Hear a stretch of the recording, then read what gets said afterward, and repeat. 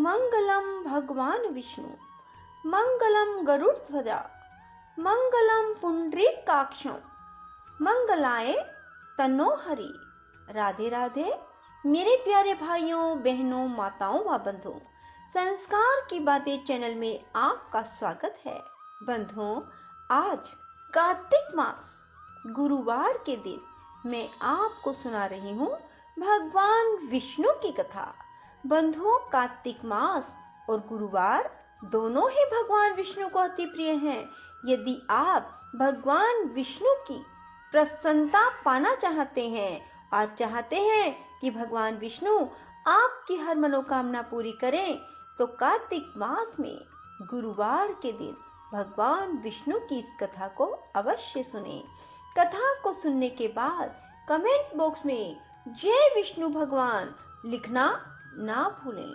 बंधुओं, यदि आपने YouTube चैनल संस्कार की बातें अब तक सब्सक्राइब नहीं किया तो जरूर करें और बेल आइकन दबाना ना भूलें। बोलो विष्णु भगवान की जय हो। भीष्म जी ने पूछा, विप्रवर, मनुष्य को भी देवत्व, सुख, राज्य, धन, यश, विजय, भोग, आरोग्य, आयु, विद्या, लक्ष्मी, पुत्र, बंधु वर्ग एवं सब प्रकार के मंगल की प्राप्ति कैसे हो सकती है, यह बताने की कृपा करें। कुलसत्य जी ने कहा, राजन, इस पृथ्वी पर ब्राह्मण सदा ही विद्या आदि गुणों से युक्त और श्री संपन्न होता है। तीनों लोकों और प्रत्येक युग में ब्राह्मण देवता नित्य पवित्र माने गए हैं। ब्राह्मण देवताओं का भी देवता है। संसार में उसके समान कोई दूसरा नहीं है। वह साक्षात धर्म की मूर्ति है और इस पृथ्वी पर सबको मोक्ष प्रदान करने वाला है। ब्राह्मण सब लोगों का गुरु, पूज्य और तीर्थ स्वरूप मनुष्य है। ब्रह्मा जी ने उसे सब देवताओं का आश्रय बताया है। पूर्व काल में नारद जी ने इसी विषय को ब्रह्मा जी से इस प्रकार पूछा था, ब्राह्मण किसकी पूजा करने पर भगवान लक्ष्मीपति प्रसन्न होते हैं? ब्रह्मा जी बोले, जिस पर ब्राह्मण प्रसन्न होते हैं उस पर भगवान विष्णु भी प्रसन्न हो जाते हैं। अतः ब्राह्मण की सेवा करने वाला मनुष्य पर ब्रह्म परमात्मा को प्राप्त होता है। ब्राह्मण के शरीर में सदा ही श्री विष्णु का निवास है, जो दान, मान और सेवा आदि के द्वारा प्रतिदिन ब्राह्मणों की पूजा करता है। उसके द्वारा मानो शास्त्रीय विधि के अनुसार उत्तम दक्षिणा से युक्त 100 यज्ञों का अनुष्ठान हो जाता है। जिसके घर पर आया हुआ विद्वान ब्राह्मण निराश नहीं लौटता, उसके संपूर्ण पापों का नाश हो जाता है। वह अक्षय स्वर्ग को प्राप्त होता है। पवित्र देश काल में सुपात्र ब्राह्मण को जो धन दान किया जाता है उसे अक्षय जानना चाहिए। वह जन्म जन्मांतरों में भी फल देता रहता है। ब्राह्मणों की पूजा करने वाला मनुष्य कभी दरिद्र, दुखी और रोगी नहीं होता। जिस घर के आंगन में ब्राह्मणों की चरण धूलि पड़ने से पवित्र एवं शुद्ध होते रहते हैं, वे पुण्य क्षेत्र के समान है। उन्हें यज्ञ कर्म के लिए श्रेष्ठ माना गया है। पूर्व काल में ब्रह्मा जी के मुख से पहले ब्राह्मण का प्रादुर्भाव हुआ, फिर उसी मुख से जगत की सृष्टि और पालन के हेतुभूत वेद प्रकट हुए। विधाता ने समस्त लोकों की पूजा ग्रहण करने के लिए, समस्त यज्ञों के अनुष्ठान के लिए ब्राह्मण के ही मुख में वेदों को समर्पित किया। पितृयज्ञ, विवाह, अग्निहोत्र, शांति कर्म, सब प्रकार के मांगलिक कार्यों में ब्राह्मण सदा उत्तम माने गए हैं। ब्राह्मण के ही मुख से देवता हव्य का और पितर कव्य का उपभोग करते हैं। ब्राह्मण के बिना दान, होम और बलि सब निष्फल होते हैं। जहाँ ब्राह्मणों को भोजन नहीं दिया जाता, वहाँ असुर, प्रेत, दैत्य और राक्षस भोजन करते हैं।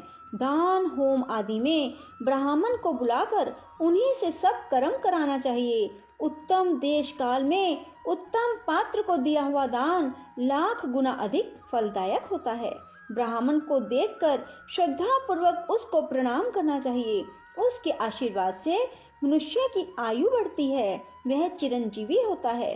ब्राह्मण को देखकर उसे प्रणाम न करने से, ब्राह्मण के साथ द्वेष रखने से, उसके प्रति अश्रद्धा करने से मनुष्यों की आयु क्षीण हो जाती है। उनके धन ऐश्वर्य का नाश होता है, परलोक में उनकी दुर्गति होती है। ब्राह्मण का पूजन करने से आयु, यश, विद्या और धन की वृद्धि होती है तथा मनुष्य श्रेष्ठ दशा को प्राप्त होता है। इसमें तनिक भी संदेह नहीं है। जिन घरों में ब्राह्मण के चरणोदक से कीच नहीं होती, जहाँ वेद और शास्त्रों की ध्वनि नहीं सुनाई देती, जो यज्ञ, तर्पण और ब्राह्मणों के आशीर्वाद से वंचित रहते हैं, वे शमशान के समान हैं। नारद जी ने पूछा, पिताजी, कौन ब्राह्मण अत्यंत पूजनीय है? ब्राह्मण और गुरु के लक्षण का यथावत वर्णन कीजिए। ब्रह्मा जी ने कहा, वत्स, श्रोत्रिय और सदाचारी ब्राह्मण की नित्य पूजा करनी चाहिए। जो उत्तम व्रत का पालन करने वाला और पापों से मुक्त है, वह मनुष्य तीर्थ स्वरूप है। उत्तम श्रोत्रिय कुल में उत्पन्न होकर भी जो वैदिक कर्मों का अनुष्ठान नहीं करता, वह पूजित नहीं होता। असत क्षेत्र मात्र कुल में जन्म लेकर भी जो वेद अनुकूल कर्म करता है, वह पूजा के योग्य है। जैसे महर्षि वेद व्यास और ऋष्यसिंह, विश्वामित्र यद्यपि क्षत्रिय कुल में उत्पन्न है, तथापि अपने सत्कर्मों के कारण वे समान हैं। इसलिए बेटा, तुम पृथ्वी के तीर्थ स्वरूप क्षत्रिय और ब्राह्मण के लक्षणों को सुनो। इनके सुनने से सब पापों का नाश होता है। ब्राह्मण के बालक को जन्म से ब्राह्मण समझना चाहिए। संस्कारों से उसकी द्विज संज्ञा होती है। विद्या पढ़ने से वह विप्र नाम धारण करता है।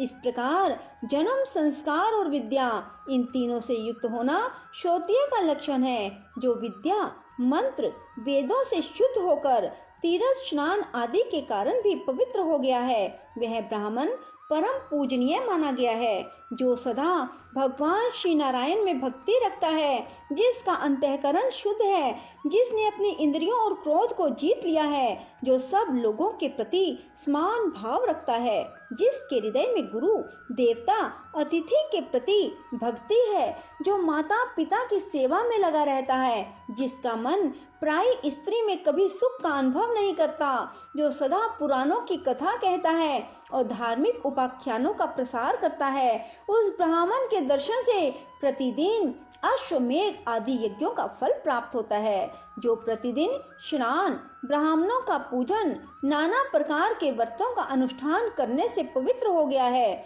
जो गंगा जी के जल का सेवन करता है, उसके साथ वार्तालाप करने से ही उत्तम गति की प्राप्ति होती है।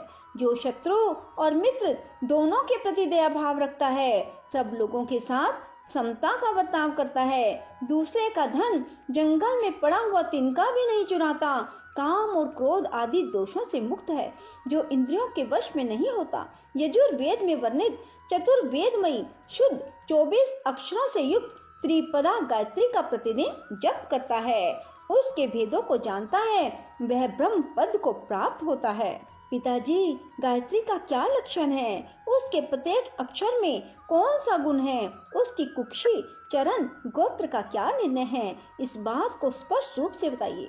ब्रह्मा जी बोले, वत्स, गायत्री मंत्र का छंद गायत्री और देवता सविता निश्चित किए गए हैं। गायत्री देवी का वर्ण शुक्ल, मुख अग्नि और ऋषि विश्वामित्र है। ब्रह्मा जी उनके मस्तक स्थानीय है, उनकी शिखा रुद्र और हृदय श्री विष्णु है। उनका उपनयन कर्म में विनियोग होता है। गायत्री देवी सांख्यायन गोत्र में उत्पन्न हुई है। तीनों लोक उनके 3 चरण हैं। पृथ्वी उनके उदर में स्थित है।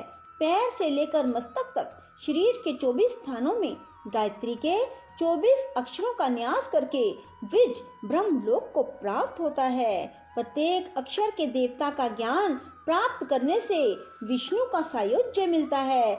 अब मैं गायत्री का दूसरा निश्चित लक्षण बताता हूँ। वह 18 अक्षरों का यजुर मंत्र है। अग्नि शब्द से उसका आरंभ होता है, स्वाहा से हकार पर उसकी समाप्ति। जल में खड़ा होकर इस मंत्र का 100 बार जप करना चाहिए। इससे करोड़ों पातक और उपपातक नष्ट हो जाते हैं। जप करने वाला पुरुष ब्रह्म हत्या आदि पापों से मुक्त होकर मेरे लोक को प्राप्त होता है।